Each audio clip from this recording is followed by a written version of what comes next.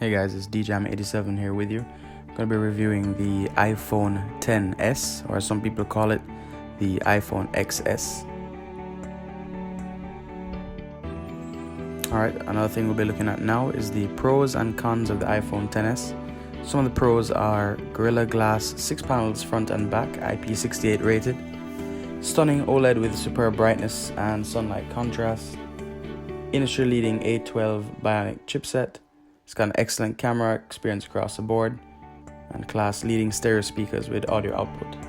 Some of the cons, however, the design is unchanged compared to last year's iPhone X.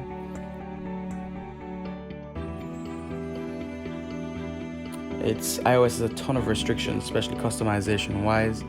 Storage upgrades are exorbitantly expensive on top of the already high base price for the phone itself.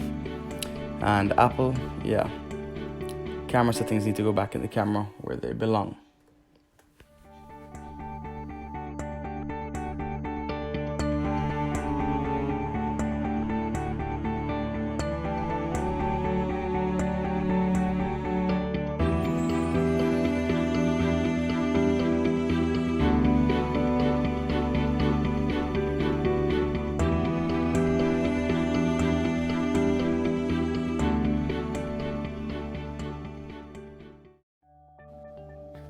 Coming from an iPhone 6S, I changed to the iPhone XS, and I found that the size of the phone isn't any greater. It's not that much larger. I mean, as you can see in the video.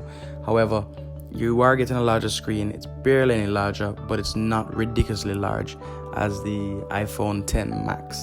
It's nowhere near as ridiculous to put in your pocket.